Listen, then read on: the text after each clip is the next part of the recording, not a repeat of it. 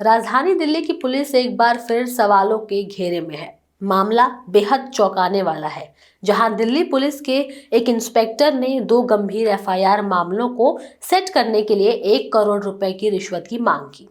Inspector Sunil Jain नाम के इस पुलिस अधिकारी ने आरोपी से 70 लाख की डील फाइनल की और जब 30 लाख रुपए की पहली किस्त देने की कोशिश की गई, तभी हरियाणा एंटी करप्शन ब्यूरो की टीम ने उसे रंगे हाथों पकड़ लिया। लेकिन इतना काफी नहीं है। सवाल ये उठने लगे कि एक पुलिस अधिकारी ऐसा कैसे कर सकता है? जो पुलिस प्रशासन ईमानदारी का दम भरता है, वो ऐसी बेईमानी कैसे कर सकता है? सभी सवालों का जवाब इस रिपोर्ट में देंगे। नमस्कार, आप देख रहे हैं न्यूज टाइम में आपके साथ तनु चतुर्वेदी। चलिए इस खबर को विस्तार से समझते हैं।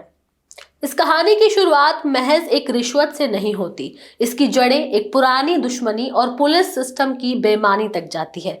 आइए इस पूरे मामले को सिलसिलेवार को समझते हैं। दरअसल दिल्ली के अलीपुर इलाके में रहने वाले व्यवसायी प्रवीण गुप्ता और हरियाणा के प्रवीण लाकड़ा के बीच पुराना विवाद चल रहा था। दोनों के बीच पहले भी कई बार झगड़े हो चुके थे और शिकायतें थाने तक पहुंचती थी। इस विवाद ने नया मोड़ तब लिया जब प्रवीण गुप्ता ने 26 अप्रैल 2025 को अलीपुर थाने में एक गंभीर एफआईआर दर्ज करवाई। उन्होंने बताया कि ऑफिस से घर लौटते वक्त उनकी गाड़ी को बीच सड़क पर रोका गया और कुछ युवकों ने उन पर लोहे की रॉड और डंडों से जानलेवा हमला किया। घायल हालत में उन्हें अस्पताल ले जाया गया और अलीपुर थाने में प्रवीण लाकड़ा समेत कई लोगों के खिलाफ केस दर्ज हुआ। मामला यही नहीं रुका। दूसरी एफआईआर 10 अगस्त 2024 की है, जिसमें प्रवीण गुप्ता को धमकी भरा फोन आया। फोन करने वाला खुद को प्रवीण लाकड़ा बता रहा था और 1 करोड़ रुपए की मांग कर रहा था। मना करने पर उसने जान से मारने की धमकी दी। उसी दिन कुछ लोग उनके ऑफिस पहुंचे, गाली गलौज की, डीवीआर सिस्टम और 5 लाख रुपए लूट के ले गए।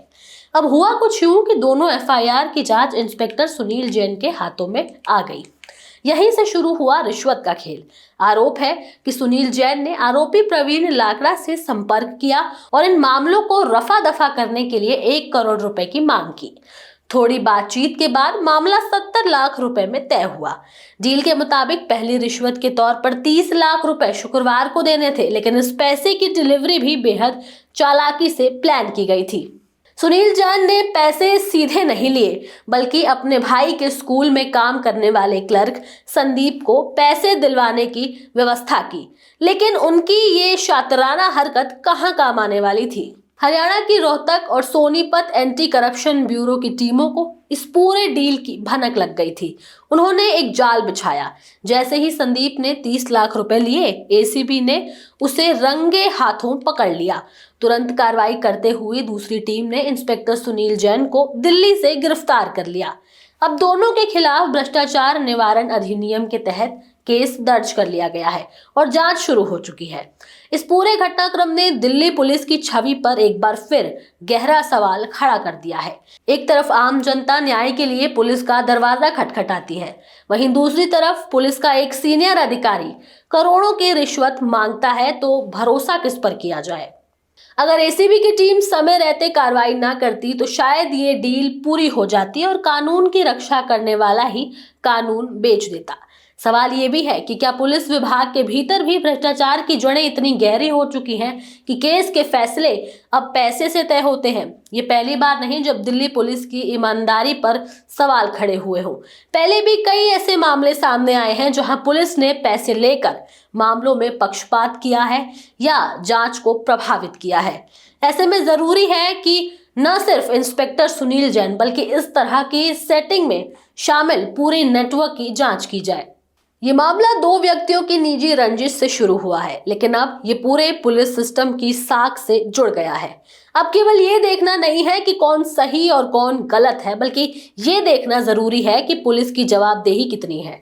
एसीबी की कार्रवाई जरूर प्रशासनीय रही है, लेकिन ऐसी कार्रवाई पूरे सिस्टम में सफाई लाने के लिए काफी नहीं है। प्रशासन और सरकार को ये तय करना होगा कि क्या वो ऐसे अफसरों को बर्दाश्त करेगी या एक कड़ा संदेश देगी कि कानून सबके लिए बराबर है, चाहे वो आम आदमी हो या वर्दी में बैठा अधिकारी। बहरहाल इस खबर में इतना ही। खबर पर अपनी राय आप हमें कमेंट में जरूर बताएं। हमारे चैनल न्यूज टाइम को सब्सक्राइब करें, लाइक करें और शेयर करना ना भूलें। नमस्कार।